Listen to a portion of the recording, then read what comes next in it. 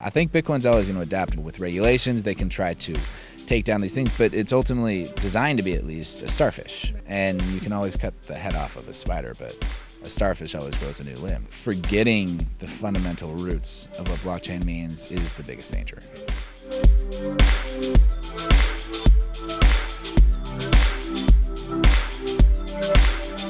I'm here in New Orleans with Colin Cantrell, who is the founder of Nexus. Thanks so much for chatting with me.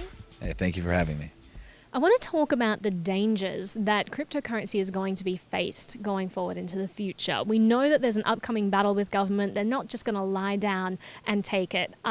With all of this disruption happening, with control being taken away from central banks the way that it has been, we're going to see some serious friction coming up. So what type of things can we be expecting?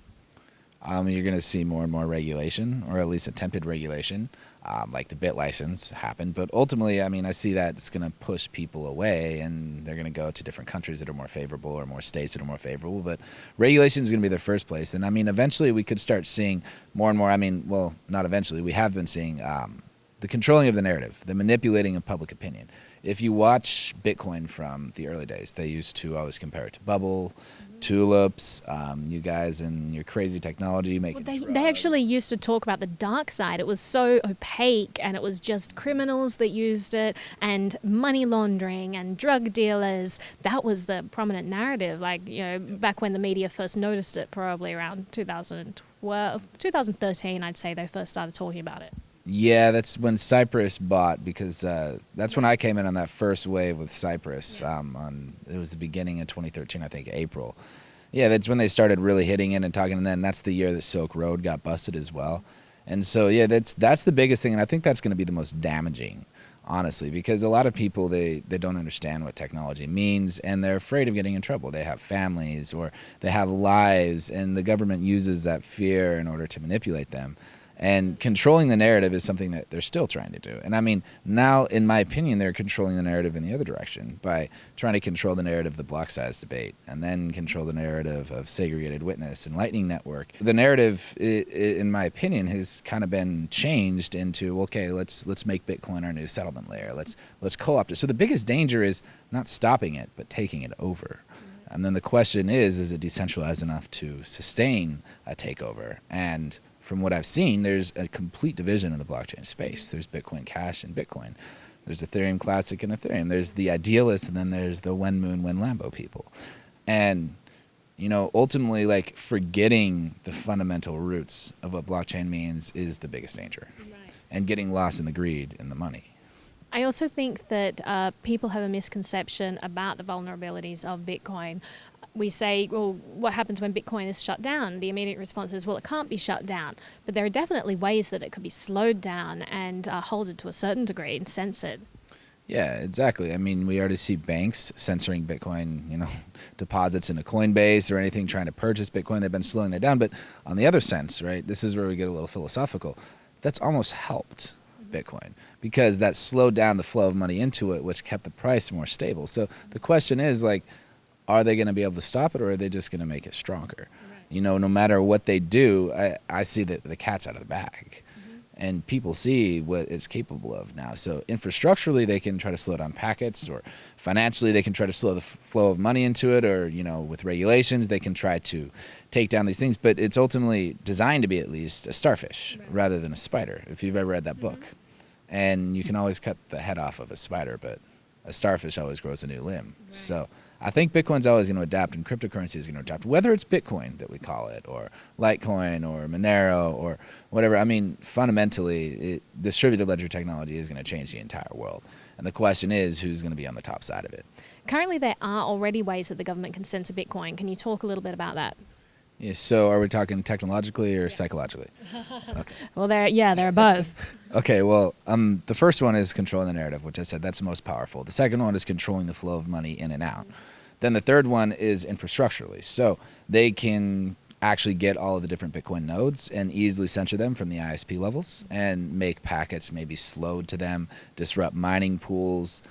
They can also find what a Bitcoin packet is. Since Bitcoin packets, the way Satoshi at least designed it, there's 4 leading bytes. So they were designed to be 4 bytes that are unique to Bitcoin, because what it uses that is the place to find the start of a message so that you can then read it. right? So an ISP, even encrypted, it's going to break Bitcoin if that's encrypted. You need to know where those are because it reads into a buffer. So those 4 bytes are always going to be an indicator. And then the last one is you can go to websites and you can see the map of every single Bitcoin node by accessing them. I can create a Bitcoin node and fire it up and then get the address seeds and then just run a probe on port 8333 and find out where every single Bitcoin node is. And that's what they've been doing to stop illegal downloading. They literally have people go on as seeders, let's say Warner or whatever other type of copyright, and they let peers connect to them, leechers, and as they download that movie from them, they log their IP address. And then they send that to the ISPs and they say, hey, send these guys a cease and desist letter, and then they send them cease and desist letters. So, the current infrastructure of the internet, yes, your IP is assigned to you uniquely, and that's assigned to your location, and that's owned or assigned to you by the ISP. So the ISPs really become that weak point when ISPs are able to be overturned by the government, which is the irony with the net neutrality. People said, government, please save us. Yeah, right. But what we want is more government control. Yeah, exactly. Net neutrality may or may not have done anything as far as we know. They could have already been doing that. There could be the government blacklist that already does the net neutrality, and it could just bend some public I'm sure there is. Everything is already tracked. So why, if they're tracking it, why wouldn't they be putting in measures to try and stop this activity? Exactly. And there's the Great Firewall of China, which I've mentioned before, where they literally block packets going in and out that go to certain IP addresses that are known with a blacklist. Mm-hmm. So, there's a lot of ways that they can actually do that. And when we start going out and saying that these have the capabilities to topple these governments, we need to really look at the game that we're playing. We need to really look at all of the other vulnerabilities that we may have. Now, Bitcoin's a proof of concept. It's that first step. But unless we look at all of the other steps instead of resting on that laurel, we're not going to make it successful. Mm-hmm. Do privacy coins help at all? Are they going to be getting around this ability to track IP addresses and all of that? Not yet. The reason I say this is the first point I said, controlling the narrative. Mm-hmm. So it's easier to thwart the narrative of Bitcoin's used for illegal transactions when they're somewhat transparent. When you have completely anonymous transactions, of course, it's going to be the people that fund terrorists or buy drugs or whatever, they're going to utilize them, and that gives them a bat to beat you with. Most of the people are still uncomfortable or they're scared, and they're scared of what they don't know. And so in order to educate people, you need to make it feel safe, and something that's completely private, I don't think they understand the fundamental necessities of privacy yet. Like why financial privacy is so important, and it doesn't mean you have something to hide, it just means that you respect the need for privacy. Well, yeah, and Edward Snowden said it very well. He said privacy is where you create. Privacy is where you have your time to build things, to discover things about yourself. And that's a necessity of life, because if everybody just went and practiced in a concert hall with an entire audience, it's not going to make a great performance by the time that comes around. So privacy is very necessary, and I believe financial privacy is very necessary. But when we're talking about disruptive technology, we want to give them the least amount of weapons to use against us as possible. And when you talk about privacy coins, people don't make that correlation that, cash is the most private and anonymous, drug-dealed, used currency out there, gold or whatever else. They're still going to listen to the news people, or they're going to be thwarted, or they're going to be scared. It's like a tiny fraction of money laundering and drug use is used by cryptocurrency. US dollar is the biggest money launderer, Matt, in the world. Yeah, exactly. Let alone the CIA is the one that started it. So we got this conundrum of, okay, well, in certain respects, the world has leaders that I guess are the definition of a criminal in a lot of ways. So, how do you have honor amongst thieves, or how do you remove that power when they control the public perception of that power? And that's the biggest thing. That's what gives them any power, because the whole world just decided, screw governments. There wouldn't be any governments. Now, circling back to privacy coins, ones that go out of their way to try and protect the anonymity of the users. So you would say that currently they're still vulnerable because IP addresses can be tracked. Do you think that's going to change sometime in the future? Possibly. Should people be worried if they're using privacy coins, if that's going to flag them? Personally, I stay away from privacy coins just because I believe that the industry is too immature to be able to handle them. One thing you could do is just go to an IP address that you don't use, right? Yeah, or you could use Tor, you could use VPNs, and you can anonymize your IP addresses to a certain extent, which does help. So, there are ways to really do it, but then you always have the physical problem where, if the FBI raid your house because they assume that you're doing something with privacy coins, or you ever say privacy coin out there, they're going to assume that you're into privacy coins, and then it's easy to prove that. So, I mean, there's only so much one can do. And the question is to what level do we rebel, and then to what levels do we conform to the laws until that we can change them, or until their power just separates a little bit more. Because I believe it's just still, the industry is still maturing, the idea is out, but it hasn't been implemented. The narrative hasn't been changed enough, and people still, I mean, witnessing the block size debate, it's still very easy for people to fall for false information. And that's something that I believe that they're going to continue to use, especially when they get government coins. You know, they're not going to outright ban them or any other cryptocurrencies, because they're going to piss a lot of people off and give the negative effect. But what they're going to do is they're going to make people believe that they came up with the idea. And that's the most powerful form of manipulating, is they make people believe that they came up with the idea to ban them by controlling the narrative, by thinking that they're bad. And that's what they did with 9/11 and the Patriot Act and, you know, all those other things. And that's where the most insidious things come in. So, I mean, we get to the fundamental level is the psychological issue. We have the hardware, we have the technology. That's something for our sustainability of the future, because the internet's not going to continue to run on this centralized infrastructure, and ISPs can continue to do more and more. You can do, but it's a game of cat and mouse, and it's always this ping pong back and forth. But then again, there's 5 billion people in the world that don't have access to the internet as well. And there's people in Africa that trade cell phone minutes because they don't have a currency. So the necessity of the currency, along with the human evolution where people are aware enough to start to conceive what's happening to them and think for themselves, along with the maturation of the technology, I think those 3 things coming together are going to be when we get that perfect formula. Right now, you know, it's about spreading that word and teaching people and building things.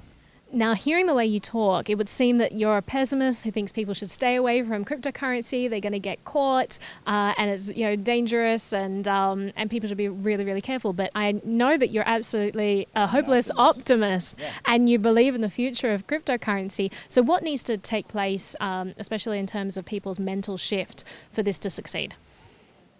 That's a good question. I mean, ultimately, it's about thinking for yourself, finding your truth, finding what you know. Now, I wouldn't say stay away from cryptocurrency.